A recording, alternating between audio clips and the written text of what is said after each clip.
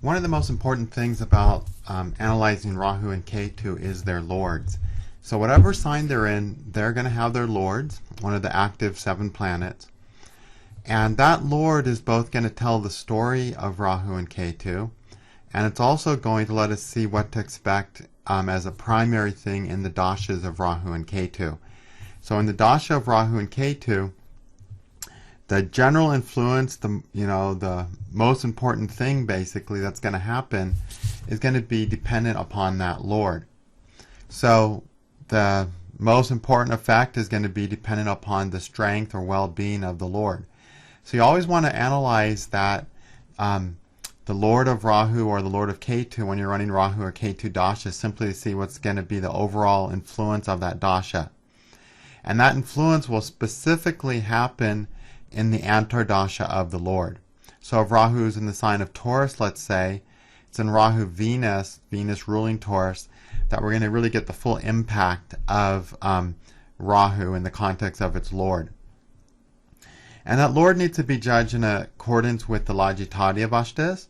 If it's in a good Lajitadya Vashta, Rahu is going to give good. If it's in a bad Lajitadya Vashta, Rahu is going to cause trouble.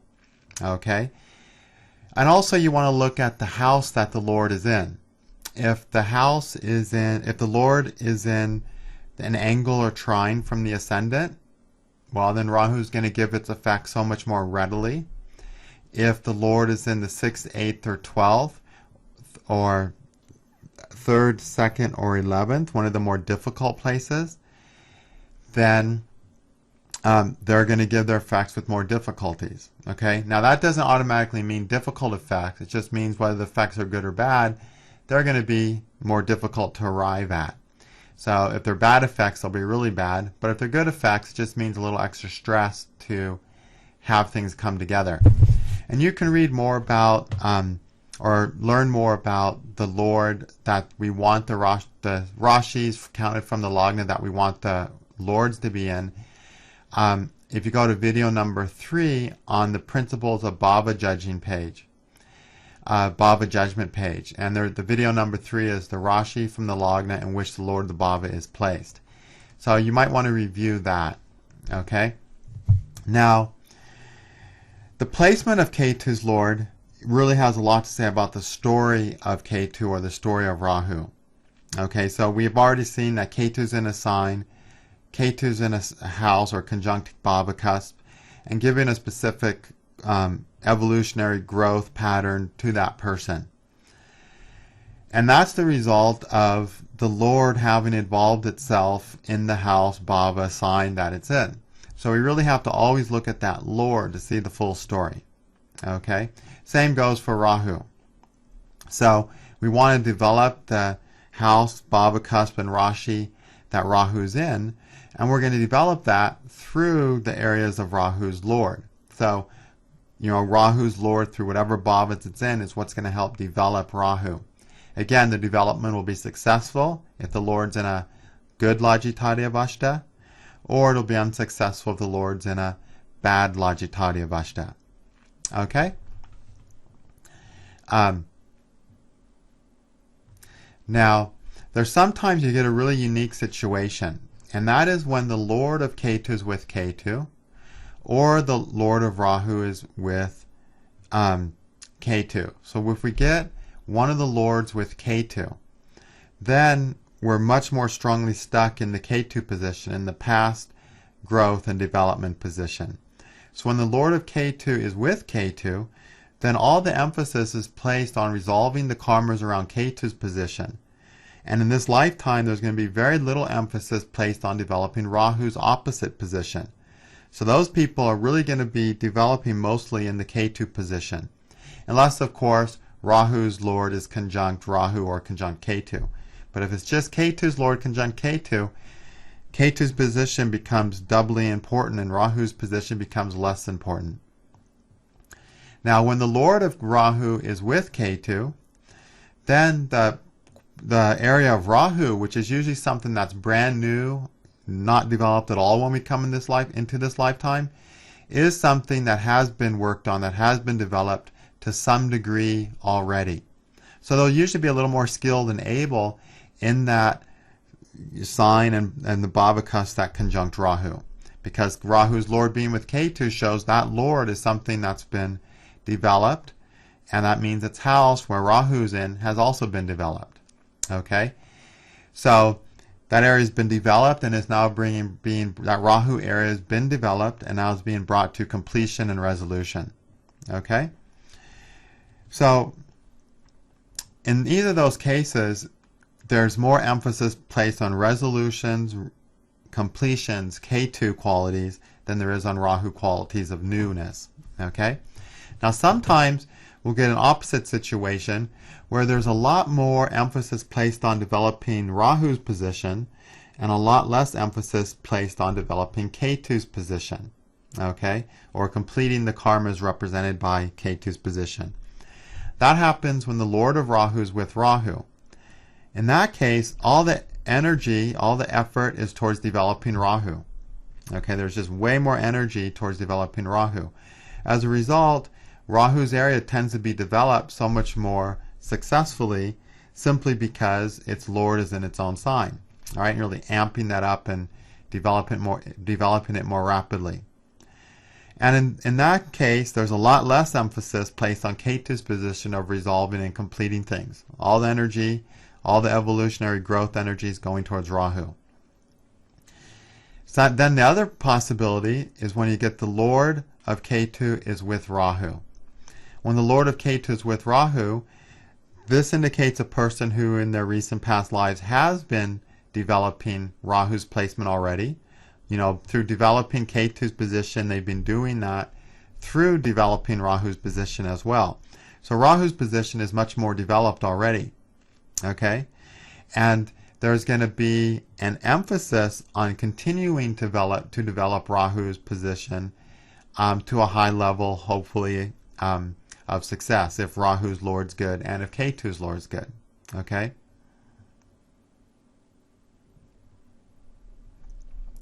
And in this indication, Rahu's area is going to be emphasized also because Ketu's indications are going to be completed simply by engaging in Rahu's areas. Okay, so again, much more emphasis on Rahu's position, less emphasis on Ketu's position. Okay? Now, Rahu and Ketu, as we talked about, are more like a lagna than a planet. So we really actually want to read their lords, not just from the lagna in the Rashi chart or in the chart, but we also want to read their lords to see how they're placed as indicated from Rahu or Ketu respectively. So we want to look at where Rahu's lord is falling from Rahu and where Ketu's lord is falling from Ketu. Now their lords are in the 1st, 4th, 7th, or 10th. That indicates much more focused development of Rahu or Ketu, depending on whose lord is in the 1st, 4th, 7th, or 10th. So if we've got Rahu's lord in one of those places from Rahu, there's going to be more focused development on Rahu, okay, which means more rapid development of Rahu.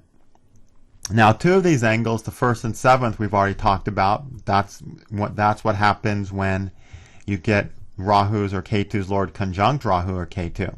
And then there's really rapid growth in one of the areas. In the 4th and 10th, however, there's also a very rapid process. But a rapid process that takes into account developing both Rahu and Ketu equally, at an equal pace, with an equal amount of energy and effort. Okay? Whereas when the lord's in the 1st or 7th from Rahu or Ketu, there's always much more emphasis placed on either Rahu or Ketu. But in the 4th or 10th, there's rapid process, but more balanced, okay? Then the lords in the 5th or 9th from Rahu or Ketu indicates more effortless, easy, harmonious development. And what that means is that things just tend to come and fall into place when needed and when the person's ready for them more easily, okay? So a little less stressful.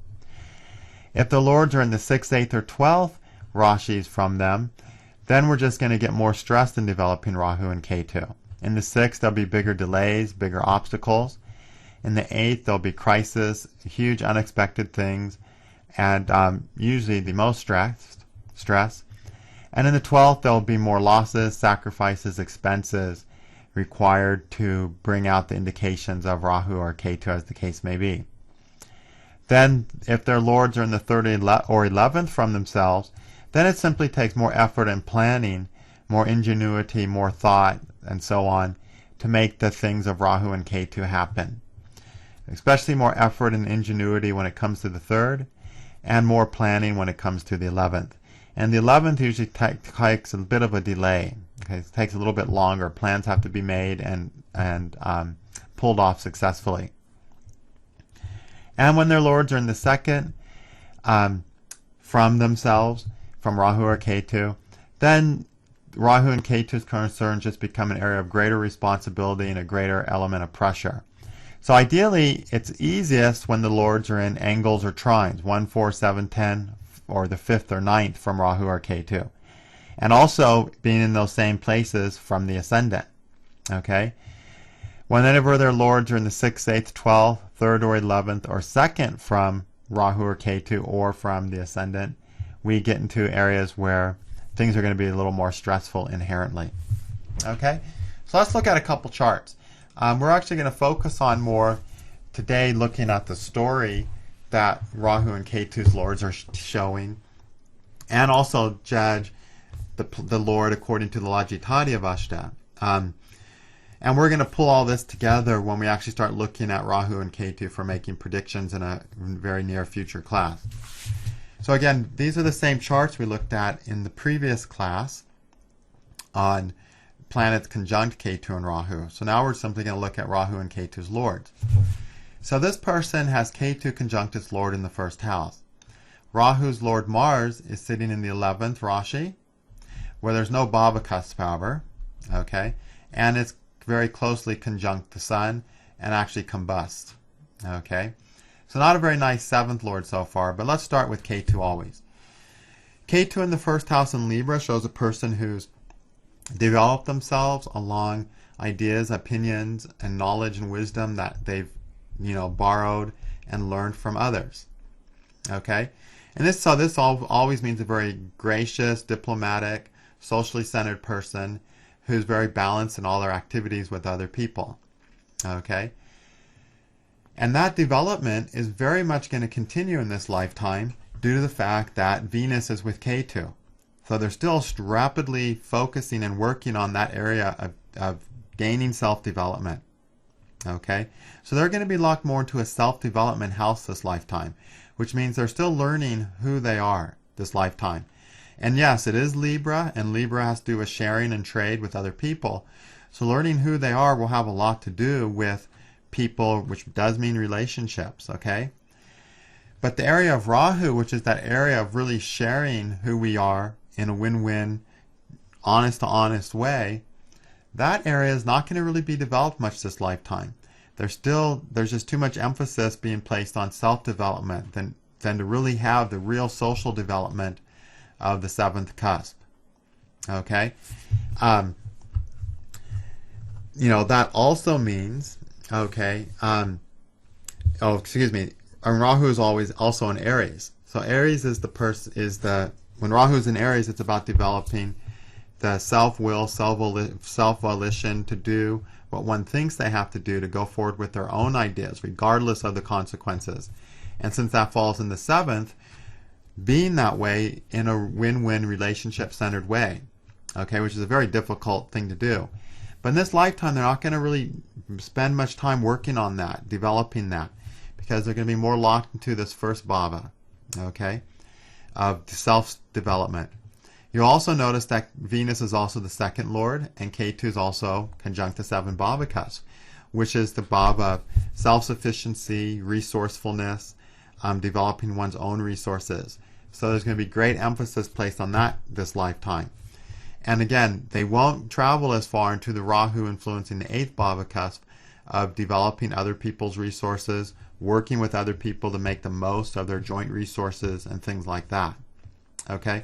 So this person, as a result of this strong Ketu influence, is always going to be the sort of Ketu in the 1st house sort of person who's always going to be taking care of themselves more than they're going to be taking care of a relationship. Okay? They're more self-development than they are really developing a relationship. So when life comes between developing the relationship and developing their self, Ketu will cause them to develop themselves. Okay? So this means they won't lose themselves as much in a relationship as is typical for Rahu in the 7th Bhava cusp. Okay? Rahu in the 7th house people can very much lose themselves in their relationships as they learn to discover who they are in a relationship. This person will always approach relationships with both feet on the ground, but because of that, they won't really ever completely merge into a relationship either. Okay?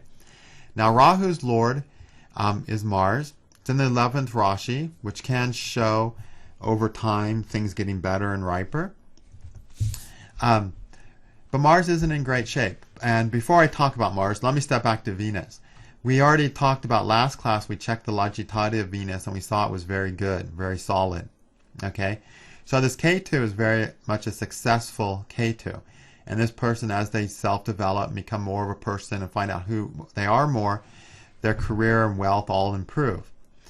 But they're just never going to merge that developing and more perfect self truly into a win-win, mutual 7th house partnership.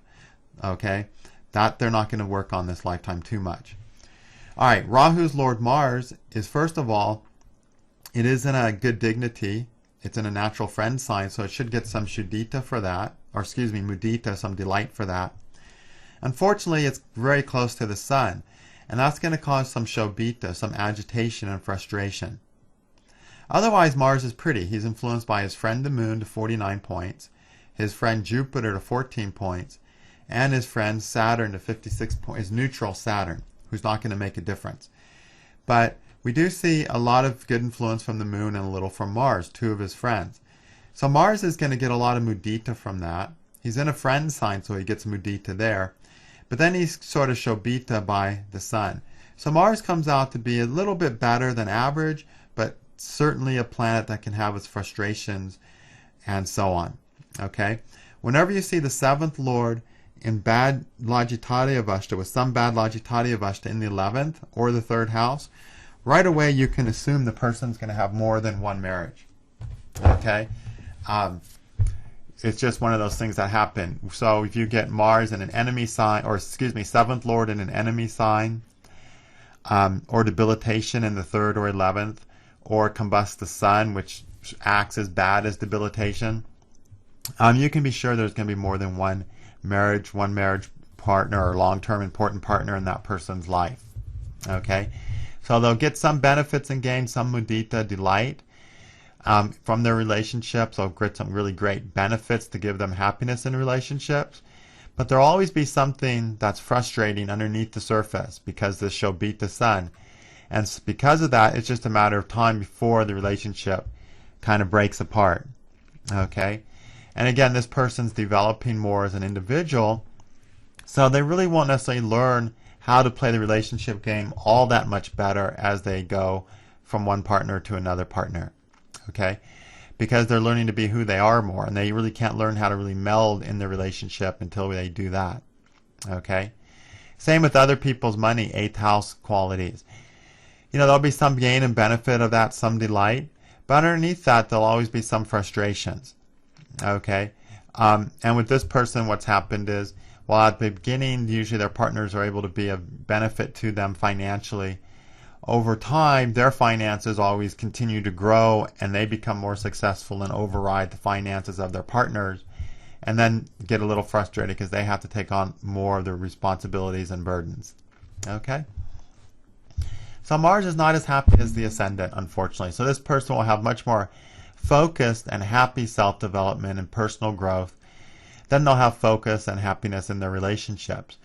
Though they will have a mediocre success of relationships because Mars at least is in good dignity and has Jupiter and the Moon helping him out a lot. It's just that Sun there is going to keep Mars from having the complete happiness. Okay?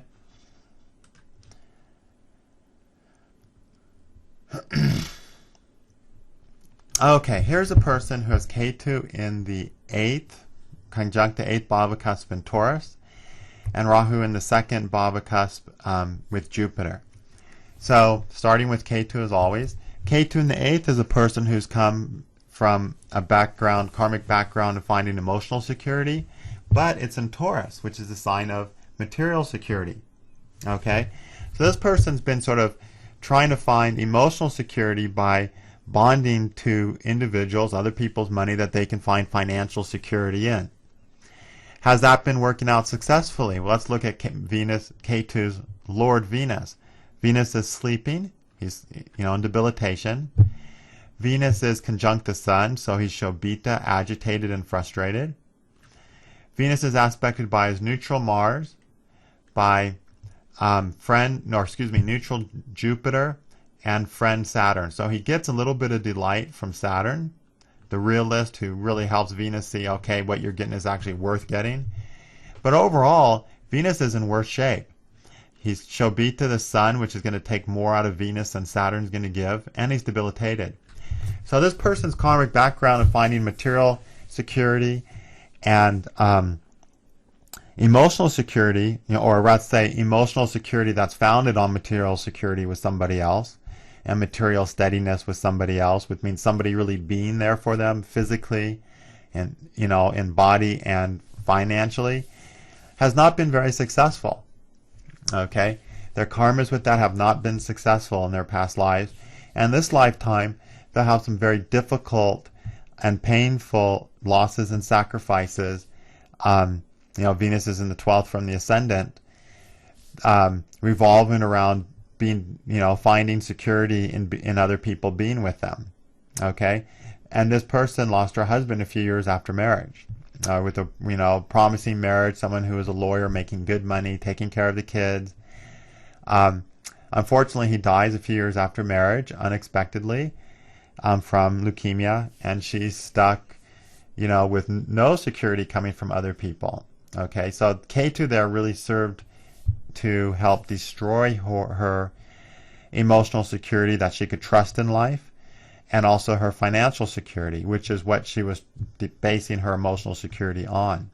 Okay, now in this lifetime, the evolutionary goal of Rahu and Scorpio in the second house is to become emotionally secure and strong, which is Scorpio, and because of that strength, having the ability to develop their own resources and resourcefulness so they can take care of themselves. So basically becoming an emotionally solid person who, because they're emotionally solid, can take care of the material responsibilities they have placed upon them. How well are they going to do that?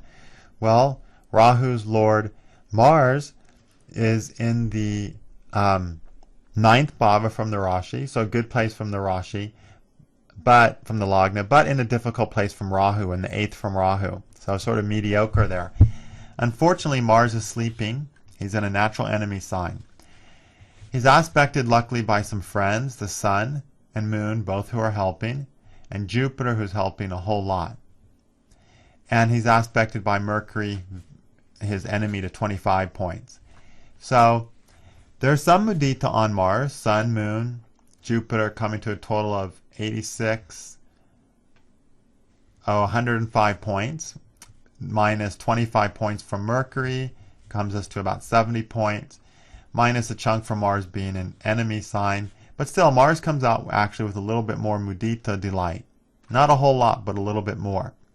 So they're somewhat successful at getting that emotional strength and developing their resources and resourcefulness and managing to make ends meet. But Mars is not in good enough shape to make it easy or enjoyable. It's been a constant challenge for them to have to be strong and do what they have to do to get through their daily dues and take care of their family and children and all that. So it's been an incredible amount of pressure. It's just never been real easy because Mars is sleeping and aspected by his enemy Mercury. Luckily, Mars has some friends aspecting it, so they've managed it. But it's been definitely a journey with little food, a very starved journey. They've managed it, but just barely, really. So here's a person who's got a pretty difficult Ketu and Rahu story to tell. Okay? And of course, Rahu and Scorpio, his Lord Mars is in the 9th, joining the 9th cusp. So that does show, they'll develop their emotional security by finding faith and meaning in life, finding ideals, belief systems that support where they're going. And they've done all that. They've struggled with all that. But it hasn't been easy because Mars is sleeping. But luckily he has friends, so they've been able to do it still because there are more friendly influences. but definitely not an easy Ketu Rahu situation for this person. Okay. Okay, here's a person who's, you remember, has Ketu in the 4th with the moon in Taurus, showing, past life tendencies of finding, happiness, emotional well-being through their material strength, the material capacity, which is Taurus. Okay, someone becoming materially secure, and through that finding happiness. Okay, and this person's family background is very much that. A family who's well-to-do financially, who's concerned about their finances. Every time I read this family's chart, the first question the elders in the family put on me is money, money, money. It's always about money for them. Okay, but also, it's also about trying to get money in context of what's the right way to get money in context with Dharma. And you can see that because Taurus's Lord, Venus, is sitting over here in Libra in the 9th Bhava. So they are concerned about being righteous and doing things the right way and not cheating and not doing things illegally and running businesses, more nobly and so on. So we can see that in their chart. So that's a nice placement for Venus to be in. Venus is in its Mula Trikona, so it gets some Garvita pride there. Venus is influenced by conjunct Mercury, his friend, who's really helping him out. Then he's influenced by one enemy, Moon, just to 4 measly points, just a little bit. So this is a very Garvita, Mudita Venus, a very robust, successful, happy Venus. So this will let this person develop their resources and find lots of reasons for happiness in life. Beautiful home, beautiful bank account, and feeling like they did their work in a noble, well-to-do, dharmic fashion. So very fortunate karmic background for this person. That's how they've tried to develop their wealth and therefore their happiness in their recent past lives. And they've been successful with that. So in this lifetime, they're going to continue to, have that good merit to have the happiness and wealth in this lifetime. Okay? Now, in this lifetime, they're learning to evolve to become more of a commanding 10th house person, a person of more, let's say, authority in the world, especially because it's conjunct the sun. So more managing others, helping to bring the best out in others, and so on. Rahu's Lord Mars is sitting in a friend sign, natural friend sign, Leo, conjunct Jupiter. Okay? It's friend. And then Mars also gets an aspect of Sun, friend, Moon, friend, and just a little bit of bad aspect from Mercury. So that's a pretty perfectly mudita, delighted Mars. So this person's very fortunate that their Lord of Rahu is in great shape. It's very happy. So they'll look to develop emotional security by dealing with the work and stress of being responsible, fulfilling their obligations, having authority above other people, and so on. And that will strengthen them emotionally and make them more emotionally secure as they engage in those type of affairs. And they're going to do that through Mars, placed in the 7th. Well, that could be in their relationships, partnerships, and also in business. So business becomes really important for this person, and that's really a key area for this person is going to be business, or has been business, because Jupiter and Mars together is a wealth-producing combination. Jupiter rules the 2nd house of wealth and the 11th house of gains, both of which are important business planets, or bhavas. And then it's conjunct Mars in the 7th house, the actual house of trade. And we get a person who, become a management position in business, and through that, becoming more emotionally solid and secure and more capable and active in the world. And it'll happen quite successfully for this person because of that favorable Mars, Lord of Rahu. Okay?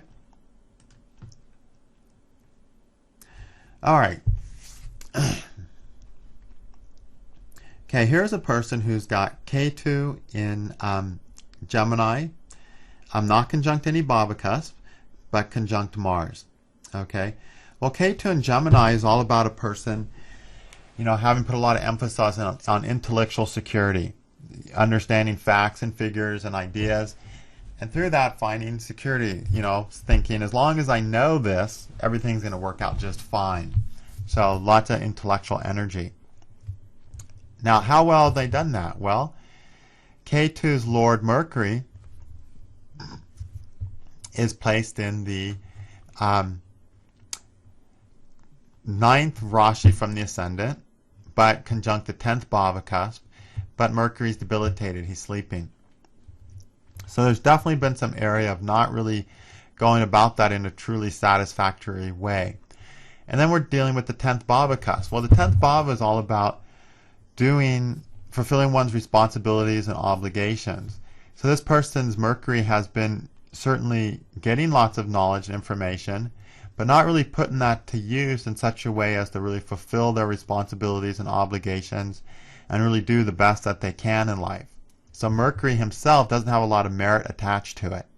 So Ketu's been more information for information's sake, but not really necessarily using it in a productive way, which is Mercury's debilitation conjunct the 10th Bhava cusp. Let's say if Mercury gets bailed out by any friends. Well, he's hurt by Moon to 13 points, neutral Mars, neutral Jupiter, neutral Saturn, but luckily he's with exalted Venus. Okay, so he gets some delight from that exalted Venus. But then he's starved by this enemy Moon.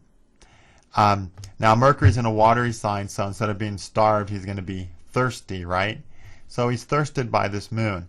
So he's debilitated, but then he's helped out by Venus. So he becomes just sort of mediocre with a bit of thirst from the Moon. So it's not a great Mercury, but it's not a tragic Mercury either. So, but it does show a waste of information and knowledge and intellectual ability. That really hasn't been used to make the best of what they can in their life, to really take care of things. There's been an element of being slack with lots of things that they could have practically taken care of in intelligent ways, which is Mercury's way about going things. Instead, Venus has been there. There's been, helping. There's been a desire to, get things, through the assistance and help of other people, through win-win situations, as this person likes to say, which means a way they can benefit more readily and more easily with the help of other people. So Venus has helped it and helped them fulfill their responsibilities. But if Mercury had been in better dignity, this person could have been really a magnificently successful person. As it was, there are just too many things they were sloppy on, Mercury sleeping, where they could have put their mind to use of really developing that 10th house and having much more power in their lives. And by power, I mean power to have a better life. I'm not saying power over other people, but just more power to deal with things in their life. Okay? So Ketu is going to give really mixed results, as we saw last time too, it being at conjunct Mars. Ketu is just not going to be great for dealing with financial matters and stress. It's aspecting the 10th Bhava, the 4th Bhava. Home, career things will not be as productive at times because Ketu's, influencing those houses, and Ketu's Lord's not real great. So they've just lacked a lot in that. If they could have just been more mercurial, which basically just, more putting their intellect to use, through productive use, they would have been so much more successful, and had such a much easier life. As is, Ketu really rocks their boat a lot, caused them a lot of pain. Now Rahu over here in Sagittarius is all about developing a meaning in life. Find something that makes them feel like there's a meaning to me being here. And Rahu's Lord Jupiter is sitting in Libra, where it's sleeping. Okay, not a good Jupiter so far. See if it gets any help. It gets help from Sun to 47 points, Moon to 9 points, and Mars to 16. Well, Mars at 16 points is sleeping, so he can't help. But the Moon can help, and Sun really helps because he's exalted. Then Jupiter is aspected by his enemy Mercury to 37 points and Venus to 41 points. So Jupiter takes a big blow from Venus and Mercury and gets a lot of help from the Sun, but since he's in an enemy sign to begin with, Jupiter comes out about 3/5 bad and 2/5 good, roughly speaking. So it's not a happy Jupiter. So Rahu here wants to find meaning and purpose through Libra qualities, which is sharing and bringing out the best in both people, trading one's abilities for another abilities, is going to largely fail. And then that's placed in the fifth, conjunct the fifth bhava cusp, which is the cusp of intelligence, creativity, being steadfast and consistent. They're just not going to have that. So they won't be steadfast and consistent in their purpose, because Rahu wants to define that purpose in Sagittarius, but Jupiter's sleeping in the fifth. Conjunct the fifth bhava cusp, steadfastness of purpose falls apart. Steadfastness and sharing, which is Libra on the fifth bhava cusp, falls short. And so this person who's always striving and always talking about the importance of win-win situations always drops the ball on the other person that they're involved with, that they're trying to trade with or share with, before the other person gets taken care of. And as a result, has a pretty solid reputation as someone who's sort of out for taking care of themselves. And even though the sun here, exalted, and again, exalted sun really has the strength and desire to take care of everybody and lead and protect, the sun wants to help Jupiter with that, and so it tries. But Jupiter's sleeping, and there's enough bad influences from Venus as well that it makes it a little worse. Now, one thing I wanted to mention, Mercury is sleeping, so it's not going to hurt Jupiter. But still, Jupiter's sleeping and Venus is aspecting. And so Jupiter is just not good enough to really make them really steadfast in their sharing and businesses, dealings with other people. They just drop too many balls. And as a result, this person's had a lot of hardships in life. When you see the lords of Rahu and Ketu suffering some seriously bad lajitati avastas, some of the critical parts of that person's life are just going to be very, very, very difficult. And that's the case of this person.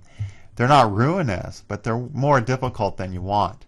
So even though at first glance you look at this chart and you say, gosh, Sun's exalted, Venus exalted, Saturn's in his own sign. We got 3 well-dignified planets. And all those planets are in angles or trines, those well-dignified planets. It really makes it look like a powerful chart. And this person has a lot of power and magnetism because of that. But when we look closely and we see that the lords of Ketu and Lord of Rahu are in lesser, in less good lajitati avastas than we want, we see that there's a big part of this person's life that's just a big mess and full of a lot of frustrations and unhappinesses.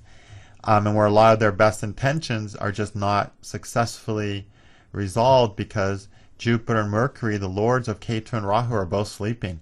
So she just screws things up, misses the balls, doesn't deliver on promises. And because of that, life is very hard. The lords of Rahu and Ketu are so important, just like your Lagna Lord. Your Lagna Lord is so important, and so is your 7th Lord. Those lords are really important to the well-being of your life. Rahu and Ketu are sort of the same.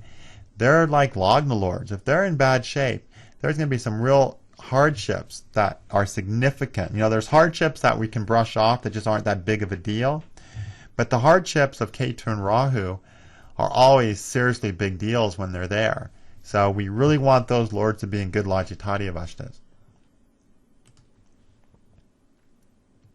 Okay, here's a person who's got Ketu in the 10th, or in the 10th sign from the ascendant, placed in the 11th bhava cusp, conjunct the 11th bhava cusp in Gemini.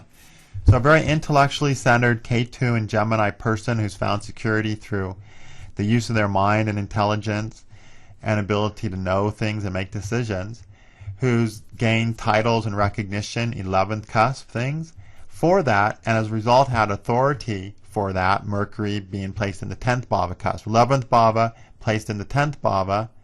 11th lord placed conjunct the 10th bhava lord indicates a person who's had authority based on their titles and honors, diplomas, and things like that. So we have a person with a karmic background of having a lot of security as an authority for their intellect in the world. And they've done quite well with that, it looks like. Mercury is in a friend sign, delighted. Mercury is aspected by its enemy moon to 27 points. but then helped by Venus to 12 points, and Venus is exalted. So Venus is going to help as much as the moon is hurting, even though moon is hurting twice as bad.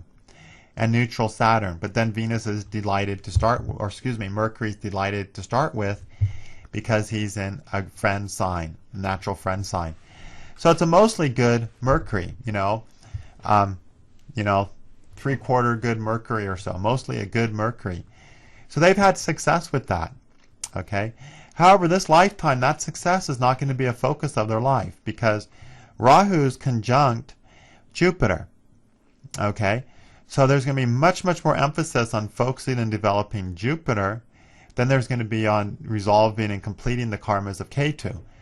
Now, the karmas of Ketu are looking pretty good because Ketu's Lord is really nice. So there'll be some of that, but that won't be the importance of life. The importance of life is all going to be about Jupiter here. This good karma will be there, but it's not going to be the important karma. The important karma will be Rahu with Jupiter, which is in Sagittarius, developing a meaningful belief system and a purpose to their use of their intellect and mind. So finding meaning and purpose in life. And that's doubly emphasized, a double need, because Rahu's conjunct Jupiter, the planet of purpose. And purpose is essentially the desire to grow, to have growth in our lives. Where is our life heading? Which means where is our life growing? And that's the quality of Jupiter, who likes to grow things, like he likes to grow babies and so on. You know, Jupiter rules babies because that's something we grow and create, and gives a sense of purpose to life when we grow and create. So there's a strong need for growth and creation with this Jupiter here, conjunct Rahu. And it's in the 5th Bhava cusp. So they want to grow and create in the context of what's unique to them, what's their own individual inspiration, what their own creative intelligence is dictating that they do. Not something that's validated by a group of people where they get a diploma, which is Ketu in the 11th, but something that is they do it because they love it and it's important to them and they have a vision of it, a personal vision of it, which is the 5th house, that personal need to create and to co-create with God. So Jupiter's in Mula Trikona, so it's very proud and capable of that. Okay. Jupiter's influenced by the Sun, who's exalted, a friend, so he gets lots of mudita delight there. By Moon, gives him more mudita. By Mars, who gives more mudita. Then Jupiter takes some hard blows from Mercury and Venus. Okay, so those two planets will hold Jupiter back a bit, but Jupiter's got so many friends helping, which are more than Mercury and Venus hurt. And Jupiter is Garvita, proud to start with. That this is a proud Jupiter, a person who wants to use their intelligence and knows they can create something unique with their intelligence, who's going to march down that path and have happiness in life because of that. And this is a person that, when you meet them, you really kind of notice how they're generally just a good-natured, happy person. And you don't see all these demons in them, like when you casually meet them. The person chart we just looked at, if you meet her, if you have any eye for judging people, you're going to meet them and her and just see all the demons in her life. And again, demons are Ketu and Rahu. If Ketu and Rahu's lords are in bad shape, we're dragging demons around that are really causing some problems. When Ketu and Rahu's lords are in good shape, like in this person's chart, we just don't have all those demons with us. So this person, is just a very clear looking person. You look in his eyes and he feels clear. He's not carrying around demons. He'll come through in what he says. He's reliable. When bad things happen in life, he handles them for what they are. He doesn't handle them with all of his demons, which means with a lot of subconscious trauma and difficulties and all that. He just handles it for what it is. Takes things as they are. So really solid in that respect. So nice to have those Ketu and Rahu lords in good shape. Okay, this person again is the person who wanted to become a monk but wasn't allowed to. Well, let's look into that story a little bit more. Ketu in the 12th conjunct, Ketu in Libra conjunct the 11th and 12th cusp. This is a very social desire for escape. 11th cusp of social groups, 12th cusp of escape. In Libra, the sign of sharing and giving and taking. So we see the strong need to be in an ashram type environment. But we see that need frustrated again because Sun was, 9th Lord Sun was debilitated. So they just don't have sort of the religious ninth house merit to really help them with that, it looks like. Now let's look more closely at the Lord. We already talked about the problems of the planets conjunct Ketu, but the story gets more close when we look at its Lord. Its Lord is Venus, and it's placed in the second bhava in a natural neutral sign. Okay? Second bhava is a house of responsibility and resourcefulness. Okay? So this person has a lot of responsibilities they have to take. It's in the second sign from the ascendant. Venus is conjunct Jupiter, so he gets mudita, delight there. Then he's aspected by the Sun, but the Sun's sleeping, so not causing any trouble really. His friend Mercury and his friend Saturn. So this is a very delighted Venus all in all.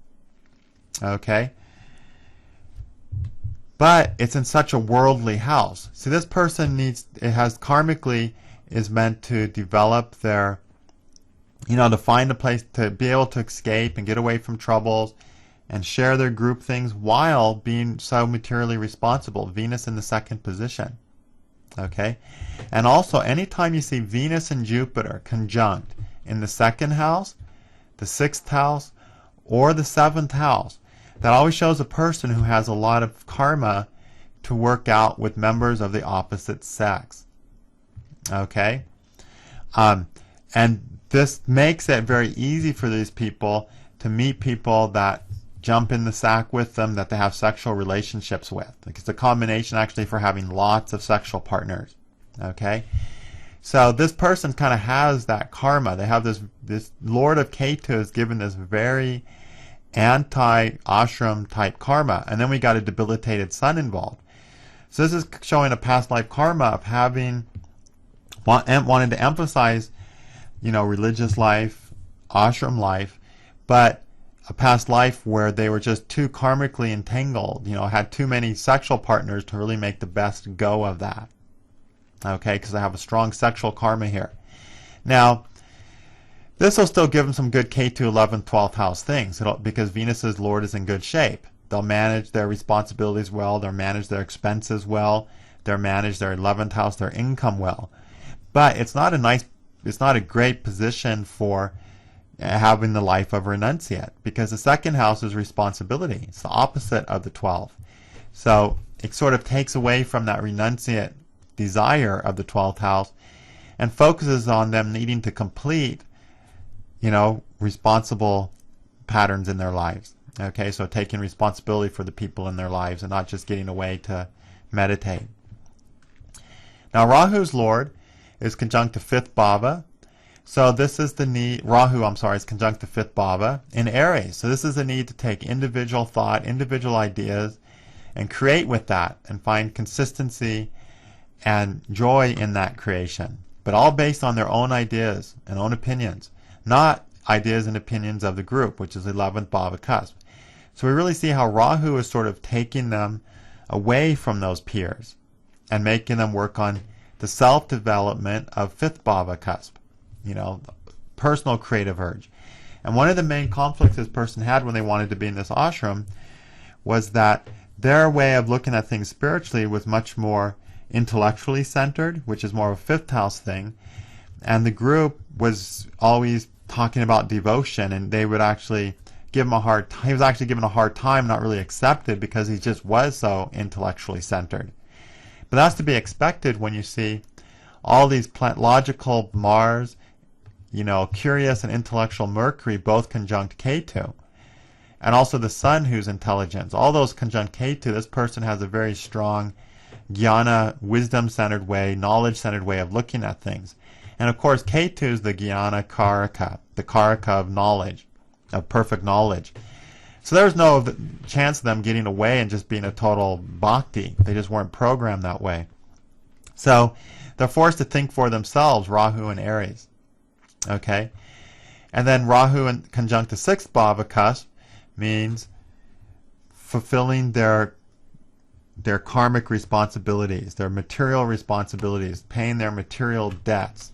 Okay, that's what the 6th bhava is all about. The 6th bhava is the bhava of karma yogi, where you do what you have to in the world, and just give the results to God, because the results that you're going to get are not really what you want in your heart anyway. It's not really worth doing for what you get. It's only worth doing because by paying that debt off, your soul becomes free. So that's what Rahu conjunct the 6th bhava is doing. But he has to come up with it in his own way, Rahu and Aries, in a completely original, independent way.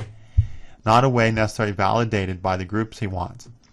Then Rahu's Lord Mars, and this is a very tricky chart, is back here conjunct Ketu. So there's a lot of emphasis that's already been placed on past lives on developing those Rahu qualities, but unsuccessfully, because Mars is in a natural neutral sign. He's agitated by the Sun, and he's starved by Mercury. He's with Sun agitating and Mercury starving him. And Mars gets a little help from the Moon, a little mudita, but overall this is a bad logitati Mars. And so his desire to pay his dues and be of service, Mars 6th bhava, his original ideas are smashed over here by Ketu in conjunct 11th and 12th cusp, smashed by his ashram, smashed by his peers, not accepted, and frustrated by the Sun, and starved by Mercury. So you see, this person really doesn't have any way out. You know, their ashram life just has no way out, because Rahu's Lord was once that same thing. It's in the 12th, conjunct the 11th cusp too. Just can't deliver it. It's in too bad a thing. So what's the resolution point for this person? What can they do? They really just need to feed off Venus. Venus is the Lord of Ketu, and it rules the 11th house. So this person needs to go out and have a life of responsibility, material responsibility, which is Venus sitting in the 2nd sign from the ascendant. Fulfill their group needs, and fulfill their needs for resolutions and completions by just being responsible for what they have in their life and not seeking to escape it. And through doing that, they'll be able to find happiness. And they're able to manage that. Whatever they're doing, they do extremely well with a lot of responsibility and attention and care, just like we'd expect with Venus and the Moon, Venus and Jupiter conjunct the 2nd house. And that's why he was told he needed to go work in the world, to go get a job, doing anything in the world by the ashram superiors, who usually have a good sense about what a person needs karmically.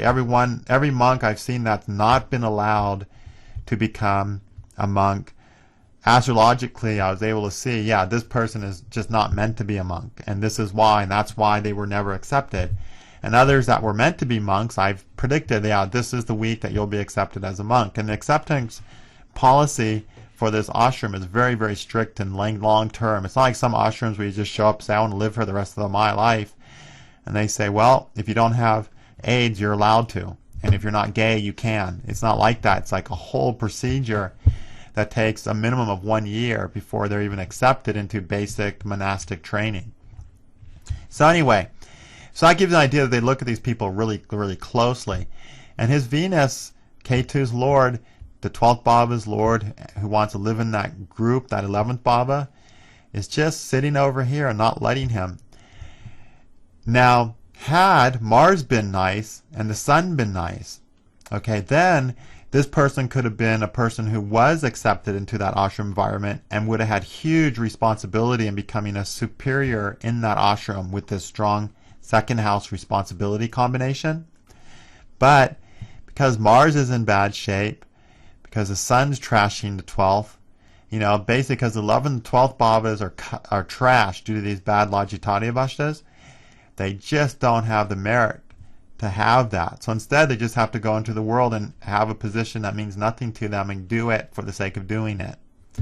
So it's a bit of a sad story, because Rahu's Lord is trashed, and too many planets conjunct Ketu are trashed. Again, remember what I said, planets conjunct Ketu or planets conjunct Rahu are very important planets to the growth of our life down here.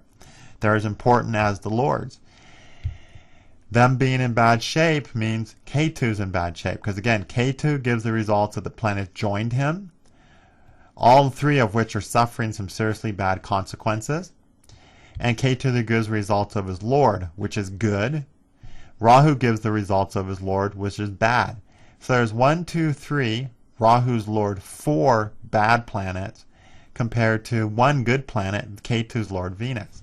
So you see, this person's just not going to get what they want in life. We only get the happiness we want in life if the planets conjunct Ketu and Rahu are good, meaning good Lajitati Avastas, and if the lords of Rahu and Ketu are in good Lajitati Avastas. Rahu and Ketu are those planets that give us that discontent, those yearnings, those painful desires. And if the planets join them and their lords are in bad shape, we're just not going to get those things fulfilled. And so our deepest desires and longings are just going to remain unfulfilled and frustrated. So a person has to learn to live without them. Okay? So I hope that gives some examples to start with. And we will look at more examples down the road when we look at predicting